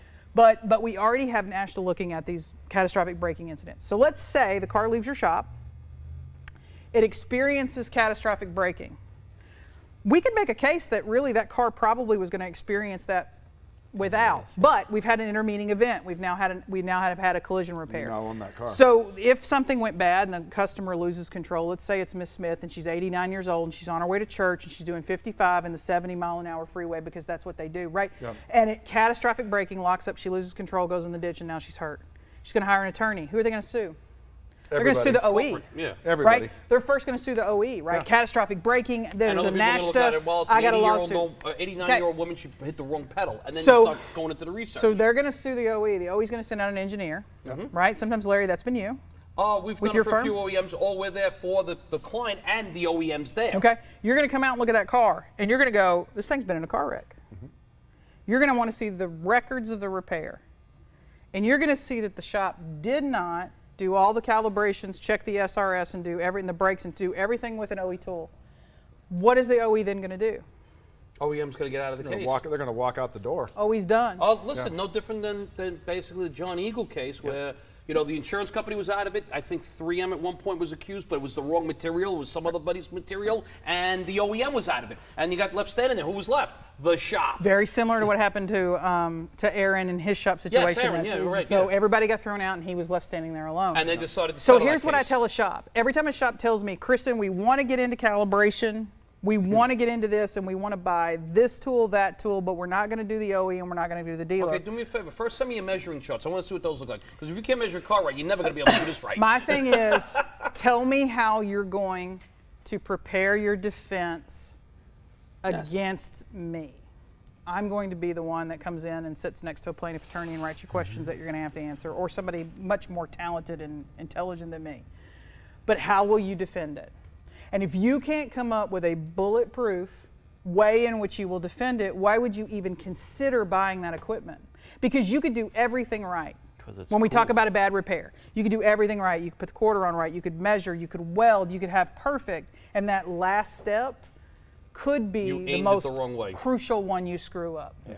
You used a paper target when it's supposed to be a metal target. You used this size target versus a bigger size target. Or you didn't have a certain wheel alignment machine to do it on top of. I just have to when you cast did it. out. I mean, all a good attorney has to do is cast out to a jury. And that jury wants to blame somebody. That's all you have to do. Well, and the other thing that, the one piece you missed there was, let's say that you see the OEM. All the OEM does is they take the VIN number and they put it in there going, oh, here's all the parts we sold yeah. XYZ. Oh, yeah. I mean, they don't even have to guess at what shop did it because they sold all those parts to them, Right. unless they use used parts. Yeah. It's incredible. Which would And- be also an issue if they have Yep. positions get that or aftermarket or whatever the case is. And so, I mean, like I said, I get it. I get the whole, I want to control cost. No one wants to have all these expenses. No one, I don't know of any shop that wants to take a car to the dealer and have to go wait and pick it up and do anything. Nobody wants to do any of this. It's just, there really isn't an alternative that we can say is 100% safe. And we will, Wednesday, Jake and Nick are going to walk us through some really great examples and reasons of how that We're is. going to do some bumper Right. repairs. Yep. Right, and so I mean, like I said, a lot of us got caught up in John Eagle because we'd been screaming at the wind for however many years, going, "Oh my God, we can't weld and we don't know repair procedures and we're not doing any of that." This is going to catch us faster because a bad collision repair in the terms of the welding and everything will hurt you if the If vehicle there's is a- impacted. Another hit, yeah. This will cause stuff it. will cause Well, a see, the wreck. bigger issue with this is versus the major repairs we see, like that John Eagle case was a roof panel, and it was hitting the front and stuff like that, which that car probably should have totaled too. This is, you could put too much paint on a quarter panel, excuse me, on a bumper cover, Yep. and it not read properly. You could have a Are you mild. going to fix a bumper cover and show how that works? Yes. No. We're going to fix it. We're not going to show it. We're going to show how it doesn't work. Doesn't Oh, yeah. work. You could have a dent in the quarter panel and the rear body panel with the bumper cover. Change that, and there's a BSM monitor there, and you put it back on, and whatever the case is, you try and get it to clear. So it could be a mild collision that you have this issue with. It doesn't have to be, oh, they changed these parts, they welded it. It could just be regular hammer and dolly, do some body filler, Yep. and put stuff back together. It could be just plain and simple, fix a bumper cover. In other cases, it could be put an aftermarket grill that has a camera that goes behind that emblem, and it can't read through the emblem, Yeah. anymore, Or because it's got to be that glass type Repairs, or, inspections required after a collision. The reason they're in there is because you're supposed to make sure all this stuff works. Sure, you just tap the bumper cover, but you're supposed to make sure all this other stuff works. And if you don't, that's bad repair. Well, and even if the steering wheel column's been collapsed from a previous collision, the fact that you should have checked that car, even though not part of this collision, you could still be held liable, even though you had nothing to do with it. Yeah. There's so many. When we say this every year when we do the show, and we'll wrap because we got to come back at 1:30. But I think some of us are calloused in ways because we've spent so much time in courts or preparing, and then so many of these things get settled Yeah. Yes. that we can never ever talk about. Right, which is very annoying. Right, so you get the one case that goes to trial and you get to carry it around like a flag, but there are 100 underneath it. My rear body panel on a 2014 Altima. Nissan Maxima. It's a Maxima. Oh, whoop-de-doo. But it cost the shop 100 and something thousand in judgment. $120,000, But yeah. not With even- treble damages. And I actually said in court, and I can't believe the lawyer let me get away with it, and then asked me the question can't because he didn't know either. the answer. It's like, they couldn't even do a good bad job. And he goes, what does that mean? I said, they glued it on. Had they glued it on properly and followed the 7 steps that this particular adhesive company told them to do, this would never be here. wouldn't And be if they here. changed 6 clips in the front, the bumper wouldn't have shook, and we it would have wouldn't be stayed in the right spot, and probably nobody would ever notice this stuff, Exactly. and the DV would have went through with no problem. But this started as a DV claim, and you guys couldn't even do a good bad job. By the time they paid attorney bills, it probably cost them 200 in excess Yeah. of 200,000. Easy. for And the that. best part about it is he sold the shop. He's already 4 years out of the shop, this guy, and he's still liable for it. He sold it. 4 years later, he's still liable Yeah, for it's, that it's job. cradle to grave, even though you sell your shop. Yeah. Yeah. So I got a lot of people out there sometimes that tell me that they're going to sell to get out of it because they're just too worried about liability. It's like cute, but you're still liable. Yeah, take the last job you sold the day you sold that car, and probably in your state it's 7 to 10 years. You're not liable anymore. So 7 to 10 years from now, you're pretty safe. Yeah. Unless it's negligence, and then it lasts forever. Right. Gross negligence. Or if somebody dies. Yep, exactly. All right. So this is how I wanted to kick off, which obviously Sets some- up our week. So Yeah, we basically pissed off everybody. Seems a little harsh, but it's we're gonna have some fixes for the whole rest of the week of some things that can be done, because in reality, if you get paid 14 hours to put a quarter panel on, that 14 hours is to put that quarter panel on right. So let's go through the process of what welding looks like and Well, some things no to do. insurance company's ever paid a body shop To do a wrong repair. To do improper welds or incorrect sectioning. No one's ever paid you for that. They'll pay, change the quarter, they'll pay to change the quarter. You might make an argument about parts they want you to use, but the fact is no one's ever paid you by point and click those 14 or 15 hours by point and click to change that quarter. They didn't tell you you have to weld in this section. They didn't tell you that you skip every other weld. You make some porosity in these welds. You blow holes through this weld. And no insurance company's ever paid you to drill a quarter panel off the wrong way. Right. But by the way, if that Challenger comes in, we are counting all the little pieces of tinsel, I like to call them, like for all the welds that did blow through Yeah. on that one. That'll So- be a 4-year project. And the Okay. Alpine tweezers. It's like All right, counting the hair so on your we are head. back 1:30 Central Time, so about an hour and a half to talk about why collision estimating has nothing to do with the damage on the car. That's going to be an interesting discussion, right? And then at 4 o'clock, we have Danyan and Jim Kovacic. So they're going to talk about color theory and process and why we're having so much trouble with colors these days. And in fact, it's perfect timing because we've had several paint companies within the last like week or two, send out these guides on color and how you're supposed to be handling these new colors and what shops are struggling with color match. And then at 6 o'clock tonight Central Time, so happy hour, the DEG, Danny, will be online with us, and we have questions because I think a lot of people don't know what the DEG is and what it does and then how you use it. And then we will take your questions live. So I'm going to be sharing out a Zoom link that you can join. And then you can also join through the regular Facebook and YouTube feeds, and Danny will take any question you have.